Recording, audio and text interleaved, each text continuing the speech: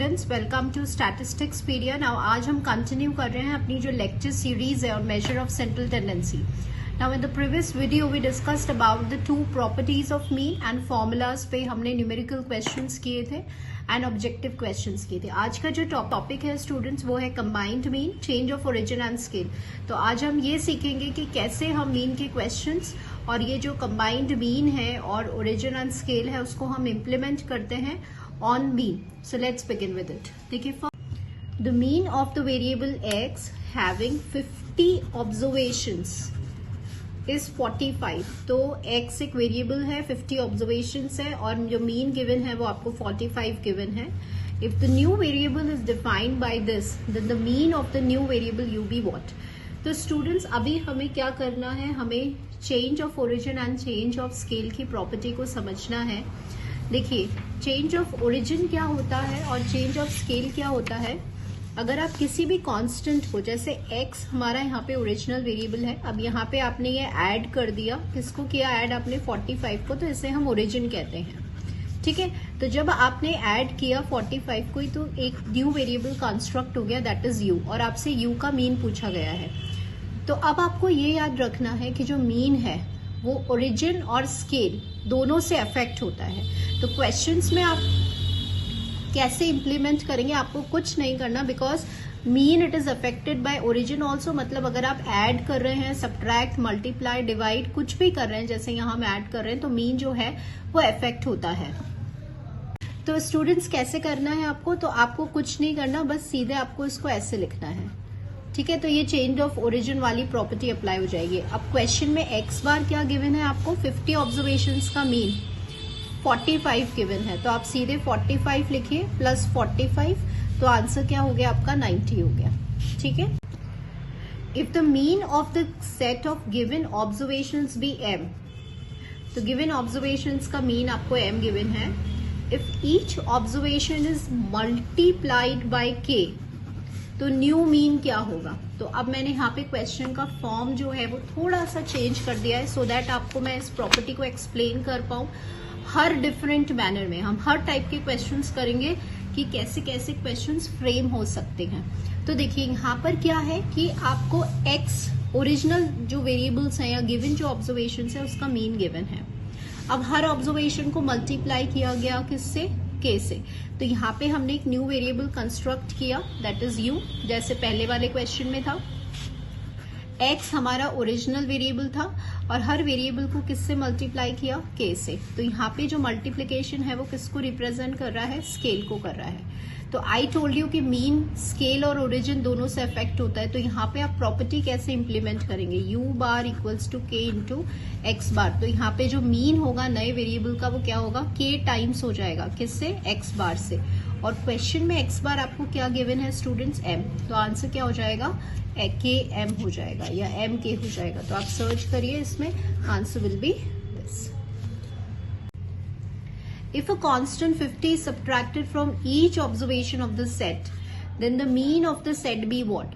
तो स्टूडेंट्स अभी क्या है कि अब हमने क्या किया कि हमारे पास जो डेटा था उस डेटा में से हमने 50 को सब्ट्रैक्ट कर दिया. सो आपका जो न्यू मीन है वो 50 से क्या हो जाएगा, डिक्रीज हो जाएगा, क्योंकि आप सब्ट्रैक्ट कर रहे हैं. सपोज यही क्वेश्चन अगर ऐड होता तो हमारा आंसर क्या होता, इंक्रीज हो जाता. नेक्स्ट क्वेश्चन देखिए, if each observation it is divided by 2, तो न्यू मीन क्या होगा, तो न्यू मीन क्या हो जाएगा, 2 से डिवाइड हो जाएगा, मतलब हाफ हो जाएगा. ठीक है, देखिए हम हर टाइप के क्वेश्चन कर रहे हैं, एडिशन, मल्टीप्लिकेशन, डिवीजन. तो सपोज x है, ओरिजिनल वेरिएबल में आप 2 को डिवाइड कर रहे हैं, तो जो नया मीन होगा स्टूडेंट्स वो हाफ हो जाएगा, किसका, ओरिजिनल मीन का. तो अभी लैंग्वेज फॉर्म में है 2 times decrease half of original mean और रिमेन्स द सेम. तो यहाँ पर हो जाएगा हाफ. डिक्रीज मतलब होता है कम होना. तो जैसे यहाँ the set of the observations is 20, तो यहाँ पे आपको 10 observations given है और उसका mean given है. the mean of this be what? तो अभी स्टूडेंट्स अभी हम इसकी सीक्वेंस समझते हैं कि ये क्वेश्चन जो है वो कैसे है. तो अभी क्वेश्चन में क्या गिवन है कि आपको इसका मीन निकालना है. ठीक है, ये आपको मीन निकालना है इन सारी ऑब्जर्वेशंस का. तो अभी हम यहाँ पे ओरिजिन एंड स्केल वाला कॉन्सेप्ट ही यूज कर रहे हैं। तो आप देख रहे हैं कि जो आपके नंबर्स हैं वो 4, 8, 12, 10 है, मतलब मल्टीपल्स ऑफ 4 हैं। तो हमने यहाँ पे इसको एक्सप्रेस कर दिया इन सारी ऑब्जर्वेशंस को जनरल फॉर्म में। यहाँ पे कॉमा आएगा, सॉरी, ठीक है। तो वाई आई क्या हो जाएगा स्टूडेंट्स, नया वेरिएबल क्या हो जाएगा, एक्स आई ओरिजिनल वेरिएबल ये वाला, प्लस 4 टाइम्स ऑफ आई, ठीक है। अभी देखिए इसको समझिए, सपोज आई अगर 1 है तो आपका पहला वेरिएबल कैसा आएगा, x1 प्लस 4, ये देखिए। आई अगर 2 है तो क्या आएगा, x2 प्लस 8, ये देखिए, ठीक है। तो ये 4 के मल्टीपल्स हैं, तो ये हमने कंस्ट्रक्ट कर लिया। अब हमें पता है कि जब भी हम कोई भी ऐड करते हैं तो मीन जो होता है वो इफेक्ट होता है, उसको हमें इस फॉर्म में लिखना होता है। लेकिन यहाँ पे ये जो आई है ना, इसकी वजह से हम इसको x बार प्लस 4 नहीं लिख रहे हैं। जैसे यहाँ पे तो क्या था, कांस्टेंट था, ठीक है, कोई आई रन नहीं कर रहा था। लेकिन यहाँ पे ये जो आई है ये 1, 2, 3, 4 ये चेंज होगा, 10 तक जाएगा। तो इस फॉर्मूले को अगर मुझे वाई बार बनाना है तो सबसे पहले हम क्या करेंगे, इसको समिंग करेंगे ऐसे। उसके बाद हम इसको नंबर ऑफ ऑब्जर्वेशन से डिवाइड करेंगे। तो टोटल ऑब्जर्वेशन 10 थी, तो आप इसको 10 से डिवाइड कर दीजिए ऐसे। तो अब आपके पास क्या हो गया, ये हो गया आपके पास y बार, ये हो गया आपके पास x बार, प्लस ये आपके पास हो गया, प्लस ये आपके पास हो गया 4 इंटू दिस। और देखिए ये i कहां से कहां तक जाएगा, 1 से लेकर ये जाएगा आपका 10 तक। क्वेश्चन में क्या गिवन है, 20 गिवन है। तो x बार आप यहाँ पे लिख दीजिए 20 प्लस 4/10। ये 10 नेचुरल नंबर्स का फॉर्मूला है, तो ये मैं आपको बता चुकी हूँ, n इंटू n प्लस 1/2 होता है, से कैंसिल हो गया, तो ये आ गया 22 प्लस 20 आ गया। तो 22 प्लस 20 कितना होता है, 42 होता है। तो आंसर देखिए, आंसर हो गया आपका, ठीक है। तो अल्टीमेटली क्वेश्चन वही था, कॉन्सेप्ट वही यूज करना था, बट यहाँ थोड़ा सा हम इसको वाई बार में हमें बनाना पड़ रहा है इस आई की वजह से। अगर ये आई नहीं होता तो हम डायरेक्टली इसको Y bar equals to X bar plus 4 लिखते, ठीक है। नेक्स्ट क्वेश्चन देखिए students, the average marks of boys in a class is 52 and that of girls is 42। तो यहाँ पे आपको एवरेज मार्क्स दिए हुए हैं बॉयज एंड गर्ल्स के, मतलब कि आपको मीन दिया हुआ है क्लास में, बॉयज का मीन और गर्ल्स का mean. The average marks of boys and girls combined is 50, then the percentage of boys in the class be what. तो अभी हमें ये बहुत अच्छे से समझ में आ गया कि यहाँ हमें कंबाइंड मीन वाला फॉर्मूला लगाना है, क्योंकि टोटल कंबाइंड मीन का भी आपको आंसर दिया हुआ है। तो चलिए हम क्वेश्चन देखते हैं। सो सपोज क्वेश्चन में स्टूडेंट्स ये आपको डेटा गिवन है, ये पूरा एवरेज, लेट्स से बॉयज हमने x1 बॉयज 1 को रिप्रेजेंट कर रहा है, 2 जो है वो गर्ल्स को रिप्रेजेंट कर रहे हैं, और कंबाइंड मीन आपका x बार हो गया। अब आपको परसेंटेज निकालना है, तो यहाँ पर हम यहाँ पे कंबाइंड मीन का फॉर्मूला ले रहे हैं और वो होता है आपका ये, ठीक है। अब क्वेश्चन क्या आता है कि टोटल स्टूडेंट्स क्या होंगे, तो आपसे क्या पूछा गया है, आपसे परसेंटेज पूछा गया है। तो परसेंटेज मतलब टोटल स्टूडेंट्स कितने होंगे, ऑब्वियसली 100 होंगे, ठीक है। तो अब आप जब डेटा पुट करेंगे यहाँ पर, तो यहाँ पर हमारे पास आ गया 52 है ना, सॉरी, x बार 50, n1 प्लस n2 इधर 100 हो गया, यहाँ पे हो गया 52 n1 और यहाँ पे हो गया आपका 42 n2। ये आपके पास फर्स्ट इक्वेशन आ गई। और n1 प्लस n2 कितना है स्टूडेंट्स, आपके पास 100 है, ठीक है। अभी हम नॉर्मल इक्वेशन एलिमिनेशन मेथड से इसको सॉल्व करेंगे।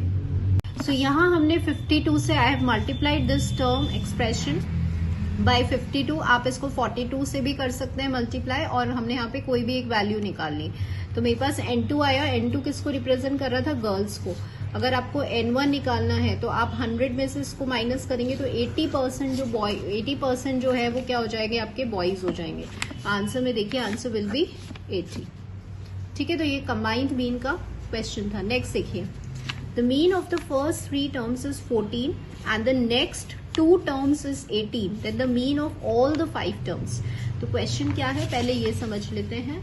देखिए, पहली 3 टर्म्स का मीन 14 दिया हुआ है, तो यहाँ पे आपके पास पहली 3 टर्म्स का मीन 14 है, नेक्स्ट 2 टर्म्स का मीन 18 है, नेक्स्ट 2 टर्म्स x4 x5 हो गए, इसका सब जो है वो 18 है। और आपसे पूछा गया है कि आप पांचों टर्म्स का जो है वो मीन बताएं। तो पांचों टर्म्स मतलब आपसे क्या पूछा जा रहा है, अल्टीमेटली कंबाइंड मीन पूछा जा रहा है। तो आपको कुछ नहीं करना, सीधे कंबाइंड मीन का यहाँ पे फॉर्मूला लगाना है स्टूडेंट्स। तो N1 क्या है, पहली 3 टर्म्स, तो N1 3 हो गया, इसको आपने 14 से कर दिया। फिर आपके पास 2 टर्म्स थी तो N2 2 हो गया, इसको 18 से कर दिया, और टोटल टर्म्स आप 42 हो गया, और ये आपका हो गया 36। तो ये हो गया 68 डिवाइडेड बाय 5। तो 5 1s are 5 and 5 5s are 15.6 आपका आंसर है। ठीक है, नेक्स्ट देखिए, in the group of the students the mean weight of boys is 65 kg and the mean weight of girls is 55 kg. If the mean weight of all the students of a group is 61 kg then the ratio of the number of boys and girls कितना होगा। तो यहाँ पे all मतलब अब आपको समझ में आ गया, कंबाइंड है, बॉयज गर्ल्स का मीन दिया हुआ है और कंबाइंड मीन दिया हुआ है, और आपसे रेशियो पूछा जा रहा है बॉयज एंड गर्ल्स का। सबसे पहले क्या क्या आना चाहिए, बॉयज आना चाहिए और फिर गर्ल्स आना चाहिए। तो बॉयज को हम N1 ले रहे हैं और गर्ल्स को हम N2 से रिप्रेजेंट कर रहे हैं। ठीक है, तो 1 जो है वो बॉयज को रिप्रेजेंट कर रहा है, 2 जो है गर्ल्स को। तो N1:N2 का आपको आंसर निकालना है। सो देखिए, ये आपको क्वेश्चन में गिवन इन्फॉर्मेशन थी। Again I am using the combined mean formula. तो ये हो गया 61 N1 इंटू एक्स बार, तो ये हो गया plus N2 into x2 bar upon N1 plus N2 हो गया। ठीक है, तो अभी हम इसको सॉल्व कर लेते हैं। 55 N2, तो ये जब इस साइड आएगा तो ये हो गया 6 N2, और ये इस साइड जाएगा तो 4। तो N1/N2 निकालना है, 6/4 निकालना है, तो ये हो जाएगा आपका 3/2। ठीक है, आपको ध्यान रखना है स्टूडेंट्स कि रेशियो किसका पूछा गया है। ठीक है, क्योंकि ऑप्शन में आपको दोनों ही जो है वो मिलेंगे, 3:2 भी मिलेगा देखिए, और 2:3 भी मिलेगा। तो पहले बॉयज है और फिर गर्ल्स है, मतलब N1:N2 पूछा जा रहा है, तो 3:2 है। अगर पहले गर्ल्स होता और फिर बॉयज होता तो आंसर ये होता। ठीक है, so this you have to be very careful about this. So answer for this question will be 3/2। Next question देखिए, if x1 bar and x2 bar are the mean of two series such that x1 bar is less than x2 bar, मतलब ये वाला पहले group का जो mean है वो छोटा है दूसरे वाले ग्रुप से, और x बार जो है वो कंबाइंड सीरीज है, तो बताओ इसमें से कौन सा रिलेशन होल्ड करेगा ना। एक बात बताइए स्टूडेंट्स की जो मीन होता है वो बेसिकली क्या होता है, एवरेज होता है ना। एवरेज मतलब आप क्या करते हैं, सपोज अगर आपके पास कोई 2 नंबर्स हैं A एंड B, तो आपसे बोला जाए इसका मीन निकालो, तो आप क्या निकालोगे, A + B/2। और इफ वी से कि ये जो नंबर है ये कहाँ लाई करेगा, तो आप कहाँ लाई करेगा, ऑब्वियसली इसके मिडिल में लाई करेगा। तो आप डिवाइड कर रहे हैं। ठीक है, अगर आपको ये बात समझ में नहीं आती तो आप कोई भी 2 नंबर्स ले लो, 2 और 3। 2 और 3 अगर आपने नंबर्स लिए तो 2 कैसा है, छोटा है 3 से, और अगर मैं इसका मीन निकाल रही हूं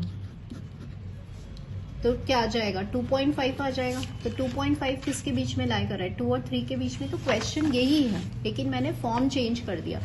x1 बार छोटा था x2 बार से, जैसे यहाँ पे। तो आपसे पूछा जा रहा है कि अगर इनका आप कंबाइंड मीन निकाल रहे हैं तो वो किसके बीच में लाई करेगा। तो ऑब्वियसली जो कंबाइंड मीन है, जैसे यहाँ आप मीन निकाल रहे हैं इन दोनों का, तो किसके बीच में लाई कर रहा है, इसके बीच में लाई कर रहा है। ठीक है, सो आंसर क्या हो जाएगा, this will be your answer. Next देखिए, the average strength of 11 members is 11.0. Average strength of the first 6 members be 10.5 and last 6 members be 11.5.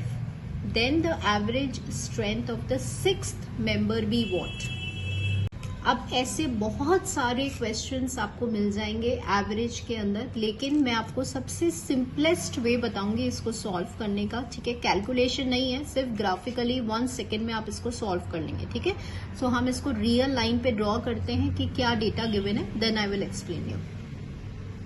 देखिए स्टूडेंट्स, मैंने अभी यहाँ पे आपका जो क्वेश्चन था वो 11 मेंबर्स का था, तो 11 मेंबर्स मैंने प्लॉट कर लिए हैं। क्वेश्चन में बोला है कि जो एवरेज 11 मेंबर्स का जो एवरेज है वो 11 ही है, ठीक है। तो यहाँ पे I am plotting it out कि जो टोटल एवरेज था वो कितना था, 11 था, ठीक है।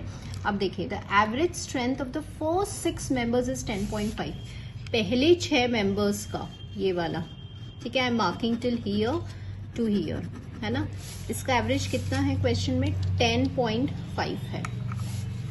The average strength of the last 6 members भी 11.5। तो लास्ट 6 मेंबर्स क्या हो जाएगा, यहां से यहां तक ये वाला कितना है, 11.5 है, ठीक है। मैंने पूरा इसको ड्रॉ कर दिया और आपसे बोलते हैं कि 6th मेंबर का एवरेज निकालो। तो अब स्टूडेंट्स आपको क्या करना है, ये यहां से यहां तक कितना था, 11 था, ठीक है। अगर इस 11 में से हम इतने पार्ट को सब्ट्रैक्ट कर लेते हैं, ये वाला पार्ट, यहां तक का पार्ट को अगर हम सब्ट्रैक्ट कर लेते हैं तो आपको जो आंसर मिलेगा वो इतना मिलेगा, राइट।